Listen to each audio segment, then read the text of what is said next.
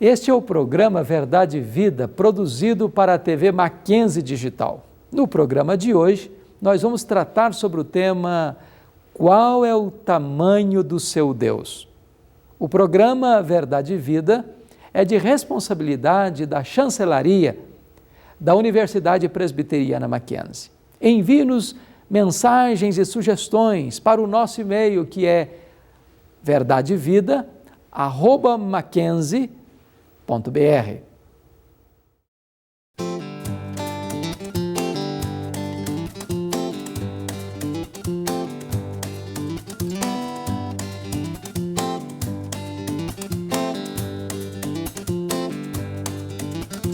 Quando a terra se semeia, nasce a planta, murcha a flor, e o fruto se saboreia na seara do Senhor. Quando o bem se faz, se colhe tanto quanto amor no coração. Quem não pode dar pão ou descanso, quem não poderá estender a mão, a mão.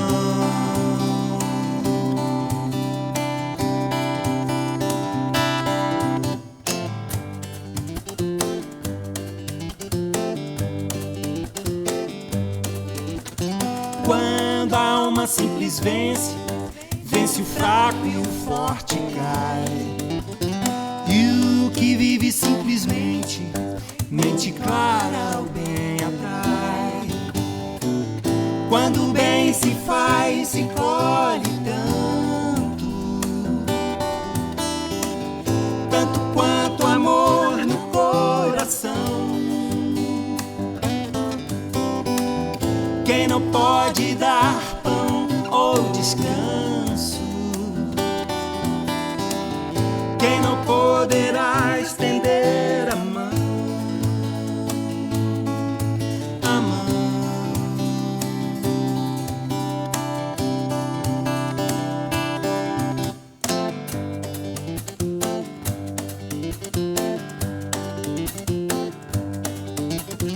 Quando a alma simples vence o fraco e o forte cai, e o que vive simplesmente, mente clara o bem atrai.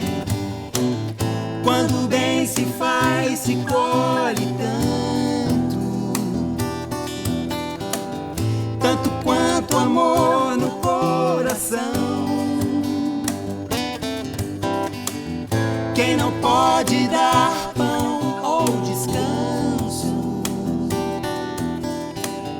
quem não poderá estender a mão, a mão, a mão.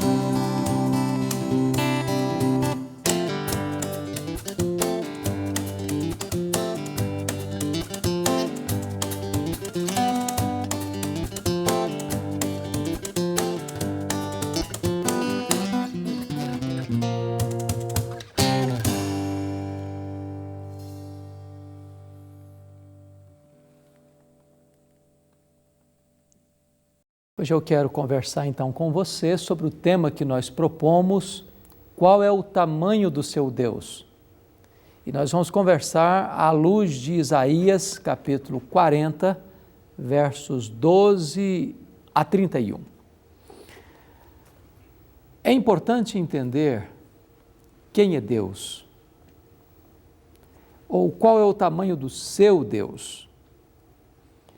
Karl Marx disse que Deus é uma criação do homem, mas se o homem é pó, e este homem que é pó criou Deus, eu pergunto, qual é o tamanho deste Deus?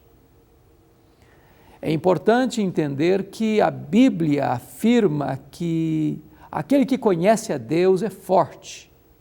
E o profeta Oséias disse que nós devemos conhecer a Deus e prosseguir em conhecê-lo. A W. Tozer, um dos mais importantes escritores do século XX, disse que o maior problema da igreja é que ela não conhece o Deus a quem adora o suficientemente para aquietar o seu coração diante dos grandes dramas e tensões da vida. Qual é o tamanho do seu Deus? Nesta época de grande humanismo, do antropocentrismo no auge, parece que a humanidade quis empurrar Deus para a lateral. Alguns negam a existência de Deus. E Dostoiévski disse que se Deus não existe, então qualquer coisa é possível. Se Deus não existe, então a vida se desumaniza e o homem se bestializa. E é por isso que nós fomos empurrados para duas sangrentas e brutais guerras mundiais, onde na Primeira Guerra 30 milhões de pessoas são ceifadas, na Segunda Guerra 60 milhões de pessoas são dizimadas. Permanece a pergunta: quem é Deus? Qual é o tamanho do seu Deus? O profeta Isaías, no capítulo 40 do seu livro, vai nos falar sobre este Deus. Quem é este Deus? Quem é o Deus a quem servimos e adoramos?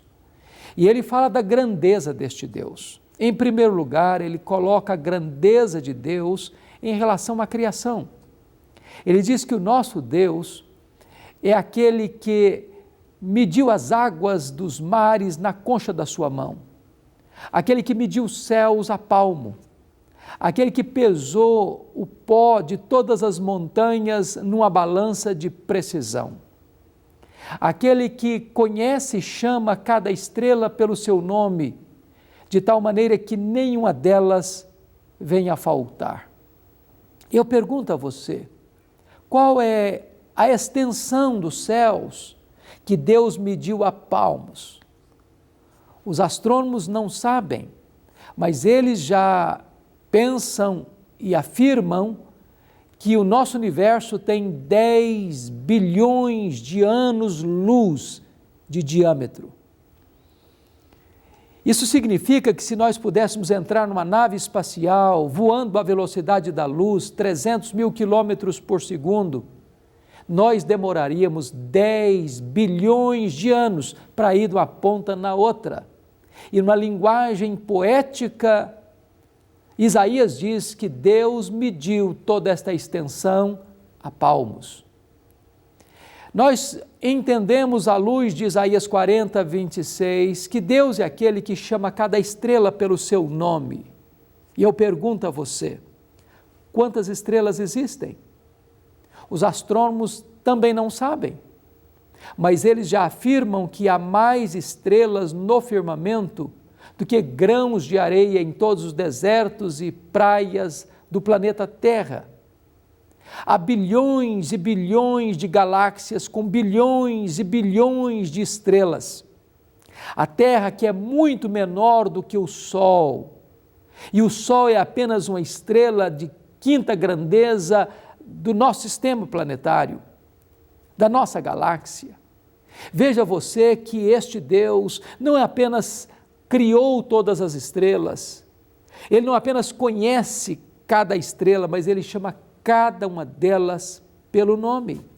Este é o nosso Deus. Quando nós olhamos para a criação, nós ficamos encantados com o macrocosmos, com esta infinidade de mundos estelares. Mas é importante entender que a grandeza de Deus, as digitais do Criador, estão presentes também no microcosmo. Por exemplo, uma gema de ovo é mais complexa do que qualquer obra, máquina ou construção que o homem jamais fez. Se fôssemos no nosso jardim e colhêssemos uma folha, esta folha é mais complexa do que as maiores metrópoles que nós edificamos. O Dr. John Wilson, famoso oftalmólogo, disse que em cada olho humano tem mais de 60 milhões de fios duplamente encapados, e se não for assim, nós teríamos um curto-circuito dentro do nosso olho e ficaríamos cegos. Marshall Nirenberg diz que nós somos um ser programado. Nós temos dentro de nós 60 trilhões de células e nós temos 102 bilhões de quilômetros de fita DNA no nosso corpo. Nós somos um ser programado geneticamente. E isso não é produto do acaso, ou produto de uma geração espontânea, ou produto de uma explosão cósmica, ou produto de uma evolução de milhões e milhões de anos. O Deus Criador nos criou de forma programada geneticamente. Este é o nosso Deus. Isaías começa a falar da grandeza de Deus e compara a grandeza de Deus em relação ao conhecimento humano. E ele pergunta quem instruiu a Deus, quem foi o seu conselheiro.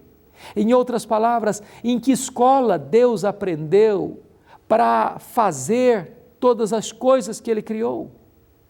E em que escola ele aprendeu os princípios da criação? Onde ele fez o seu doutorado? Onde ele se diplomou? E o texto vai nos informar que Deus detém todo o conhecimento, toda a ciência. Ninguém o instruiu para que ele criasse do nada todo o universo. Ninguém pode transcender a Deus em conhecimento e ninguém pode devassar todo o conhecimento de Deus, porque ele é inescrutável. Este é o nosso Deus. O profeta Isaías prossegue, vai olhar para as nações, talvez olhando no passado, para o Egito, para a Síria, para a Babilônia, para o Império Medo-Persa, para o Império Grego, para o Império Romano que estava à frente.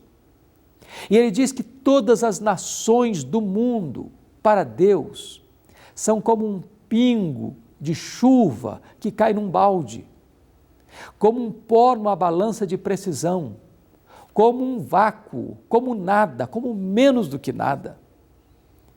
Este é o nosso Deus. É aquele que não tem páreo para ele. Todos os reinos, todas as nações, todos os impérios, todas as grandes potências mundiais, sejam militares, sejam econômicas, aos olhos deste Deus soberano, Criador do universo, não passam de uma gota que cai num balde, como um pó numa balança de precisão, como um vácuo, como menos do que nada. Este é o nosso Deus. O profeta Isaías prossegue e vai dizer que todos os povos da terra, os brancos, os amarelos, os negros, com as suas variadas culturas, com milhares de línguas, idiomas e dialetos falados, toda a massa humana de quase 7 bilhões de habitantes, não podem confrontar e nem conspirar contra o poder de Deus, porque toda a humanidade aos olhos de Deus são como o quê? Gafanhotos. Este Deus, diz a Bíblia, está assentado na redondeza da terra, ele está no trono, ele reina, ele governa, ele tem as rédeas da história nas suas mãos. A história não está à deriva, como um caminhão sem freio, ladeira abaixo, sem direção. A história não é cíclica, a história não caminha para um desastre. A história está nas mãos do Deus Todo-Poderoso que está assentado na sala de comando do universo. Este Deus reina. A Bíblia diz aqui em Isaías 40 que os príncipes, para ele, são como que nulidades. São como um tronco que, na mesma hora que são plantados, bate um vendaval e eles são arrancados. São como palha que o vento dispersa. Eu pergunto a você, onde estão os faraós do Egito? Onde estão os grandes reis da Babilônia, da Assíria? Onde está Alexandre o Magno? Onde estão os Césares de Roma? Onde está a grandeza de Napoleão Bonaparte, de Adolf Hitler, de Mao Tse-tung? Os grandes homens, os grandes reinos, os grandes impérios são hoje matéria apenas de estudo, viraram poeira. Mas Deus está assentado no trono e Ele reina e Ele governa o universo. O profeta Isaías compara Deus com os ídolos. Ele diz que o artífice funde a imagem Ele diz que o homem vai à floresta e colhe uma madeira imperecível e ali cinzela uma imagem. Mas esta imagem, este ídolo não tem vida, não pode proteger nem a si mesma, nem esta imagem pode proteger aqueles que a adoram. Mas Deus é o Deus vivo, criador, sustentador, protetor, consolador, redentor, o Deus da nossa vida. E eu lhe pergunto, qual é o tamanho do seu Deus? Se você conhece este Deus poderoso, onipotente, este Deus autoexistente, imenso, eterno, imutável, onipotente, onisciente, onipresente, se você conhece esse Deus na pessoa do seu Filho Jesus, então você pode descansar o seu coração. Então você pode enfrentar as vicissitudes da vida com seus olhos fitos nele e caminhar vitoriosamente. O profeta Isaías escreve sobre esse assunto para trazer para nós uma reflexão. O que é que significa você crer neste Deus onipotente? Quais são as implicações desta fé? E agora, o povo de Israel que estava no cativeiro pensava o seguinte: o meu caminho está oculto a Deus, o meu direito passa desapercebido a Deus. Não. Talvez você pense que Deus está longe, ou Deus está indiferente, ou Deus é injusto, pois Deus está assentado no trono do universo e Ele cuida das grandes causas e das pequenas causas. Ele sabe quem é você, Ele conhece o seu nome, Ele conhece o seu passado, Ele se importa com a sua dor. Ele é poderoso para pôr você de pé, para soerguer você, para levantar você, para restaurar você, para salvar você, para consolar você. Ele faz forte ao cansado, Ele multiplica as forças ao que não tem nenhum vigor. Os moços se exaurem e de cansados caem, mas os que esperam no Senhor renovam suas forças, sobem com asas como águias, correm e não se cansam, caminham e não se fatigam. Você pode pôr sua confiança em Deus. Não confie na sua força, não confie no seu dinheiro, não confie na sua inteligência, não confie no seu poder econômico, não confie no seu poder político. Ponha sua confiança em Deus, porque Deus pode restaurar você. Deus pode curar você, Deus pode salvar você, Deus pode consolar você, Deus pode dar forças para que você se levante, caminhe e corra e possa voar como a águia, vivendo uma vida altaneira, uma vida de alegria, de felicidade e de gozo eterno. Vale a pena pôr a sua confiança neste Deus, vale a pena você chamar este Deus de Pai. Vale a pena você entender que este Deus controla o universo e está pronto a acolher você nos seus braços e dar a você perdão e dar a você a vida eterna. Eu quero orar em seu favor. Eu quero colocar a sua vida e a sua família no altar de Deus. Eu quero orar em favor da sua vida e da sua família. Talvez até aqui você tenha olhado para a grandeza dos seus problemas, para os gigantes que estão à sua volta. Eu quero encorajar você a olhar para Deus, o Deus Todo-Poderoso, e aquietar o seu coração e serenar a sua alma. Ore comigo neste momento. Deus querido, eu quero te louvar porque Tu és o Deus vivo, o Deus Todo-Poderoso, o Deus que está sentado num alto e sublime trono, mas o Deus que se importa comigo, o Deus que vê a minha dor, o Deus que enxerga as minhas lutas, o Deus que me toma nos braços, o Deus que me ampara e me segura e me faz caminhar altaneiramente. Aplica, ó Deus, esta palavra ao coração de todos aqueles que nos assistem e que haja restauração, e que haja salvação, e que haja vida nova para o louvor da Tua glória, em nome de Jesus. Amém.